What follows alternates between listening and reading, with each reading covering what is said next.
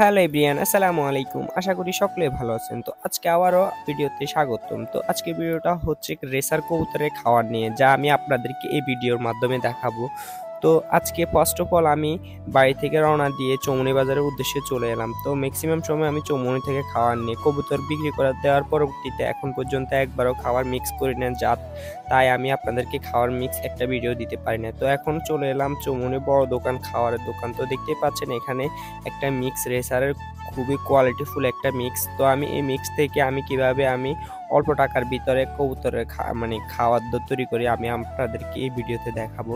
তো আমি খাওয়ার দোকানে আসার পরবর্তীতে হাফ কেজি সরিষা নিয়ে নিলাম, কারণ হচ্ছে এখন অতিরিক্ত ঠান্ডা পড়তেছে। তো ঠান্ডা পড়ার কারণে আমরা কবুতরকে সরিষা, সয়াবিন এবং কি তৈল জাতীয় জিনিসপত্র কবুতরকে খেতে দিব। তো আমি আমার ওই খাওয়ারটার সাথে সূর্যমুখীর বীজ, সয়াবিন এগুলা ছিল। তো আমি জিজ্ঞেস করলাম যে সরিষা আছে কিনা। তো ওরা বললো ওই মিক্সের সাথে সরিষা নাই। তার পরবর্তীতে আমি ওই মিক্সের জন্য হাফ কেজি সরিষা নিয়ে নিলাম। তার পরবর্তীতে আমি এখন বলতেছি যে আমার উপকরণ কি কি দিছি। তো ফার্স্ট অফ অল আমি বলি আমার কবুতর কয় জোড়া। আমার কবুতর শুধুমাত্র 3 জোড়া রেসার, এই শুধু।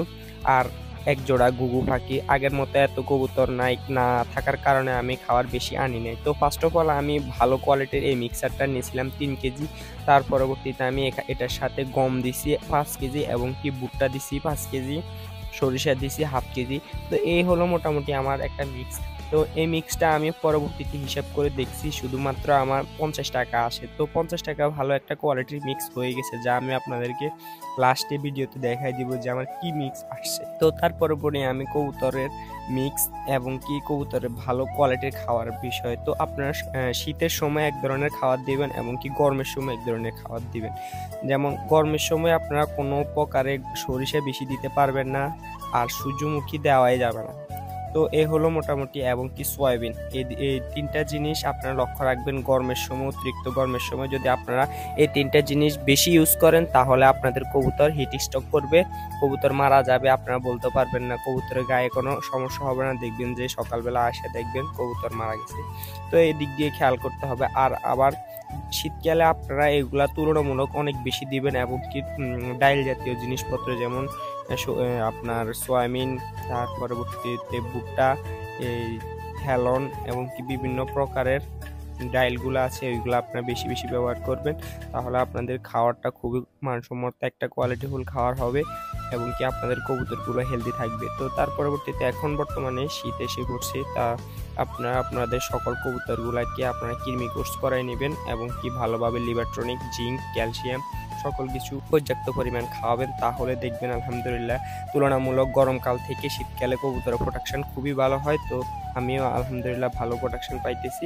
আপনারা যদি এভাবে সকল কিছু মেনটেন করেন তাহলে ভালো পরিমাণ প্রোডাকশন হবে। আর আরেকটা দিক হচ্ছে যে আপনারা কম টাকার জন্য সস্তা কোনো মিক্সার কিনে দোকান থেকে খাওয়াবেন না, কারণ হচ্ছে ওনারা অনেক আগ থেকে এই মিক্সগুলো করে দোকানে রেখে দেয়। প্রায় 2 মাস, 4 মাস, 6 মাস হয়ে যাওয়ার কারণে এই মিক্সারগুলা থেকে এক ধরনের পোকা আসে, কালো কালো, যে পোকাগুলোর কারণে কবুতরের খাবারটা মান বৃদ্ধি হয়, এবং কি আপনার কোয়ালিটি খুবই লো হয়ে যায়। এই কারণে এই খাবারটা খাওয়ানোর পরবর্তীতে কবুতরের টয়লেট জনিত সমস্যা হতে পারে, পাতলা পায়খানা করতে পারে, এবং পেট ফাঁপে বমিও করতে পারে, বিভিন্ন সমস্যা হইতে পারে। অযথা আপনারা কয়েকটা টাকার কারণে আপনারা অল্প টাকার খাবার দিবেন না। তো এই দেখতে পাচ্ছেন, এ হলো আমার আজকের মিক্সারটা। তো সবাই ভালো থাকবেন, সুস্থ থাকবেন, আমার জন্য দোয়া করবেন। আল্লাহ হাফিজ, আসসালামু আলাইকুম।